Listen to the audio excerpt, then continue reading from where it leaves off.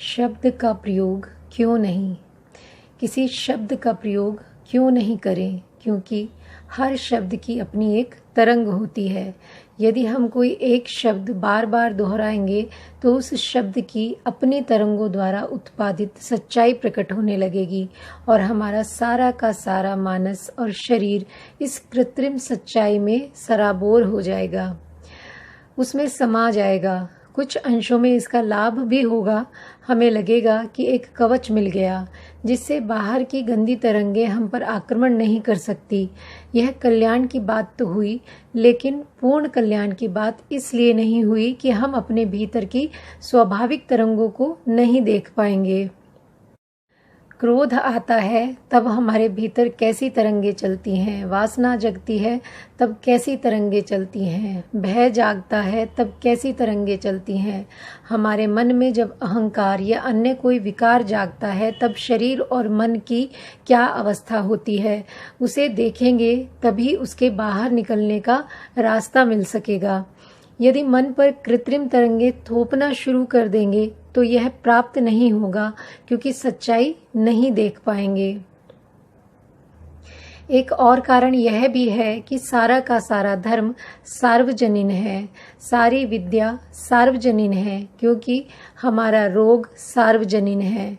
रोग का उत्पन्न होना, द्वेष का उत्पन्न होना और उसकी वजह से व्याकुल हो जाना, यह केवल हिंदुओं का रोग नहीं, केवल बौद्धों का रोग नहीं, यह तो सबका रोग है।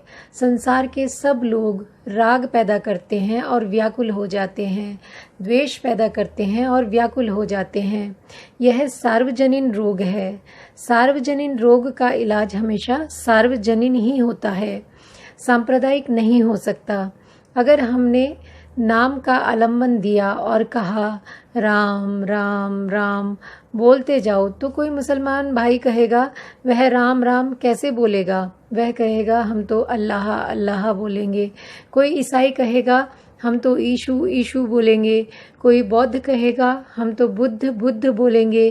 कोई जैनी कहेगा हम तो जिन जिन बोलेंगे, महावीर महावीर बोलेंगे। तो भिन्न भिन्न इलाज हो गया, सार्वजनीन कहाँ रहा।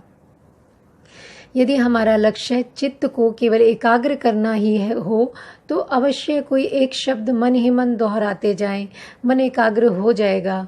किसी एक कल्पना का जिसके प्रति बड़ी आस्था है, श्रद्धा है, चिंतन बार बार करते जाएं, मन एकाग्र होता चला जाएगा। लेकिन हमारा लक्ष्य तो चित्त को नितांत निर्मल करना है, इसलिए विपश्यना शिविरों में शब्दों का प्रयोग मना किया गया। भले उसका अपना लाभ क्यों ना होता हो, फिर भी विपश्यना के शिविर में कहा जाता है कि शब्दों का प्रयोग नहीं करें, अन्यथा किसी बीच की धर्मशाला में जाकर रुके रह जाएंगे, अंतिम लक्ष्य तक नहीं पहुंच पाएंगे, अंतिम सीमा तक नहीं पहुंच पाएंगे। किसी मान्यता का या किसी अन्य विधि का विरोध नहीं है, लेकिन इस विधि को अच्छी प्रकार समझने के लिए यह जान लेना चाहिए कि हम इस विद्या में अपनी ओर से कुछ नहीं जोड़ेंगे।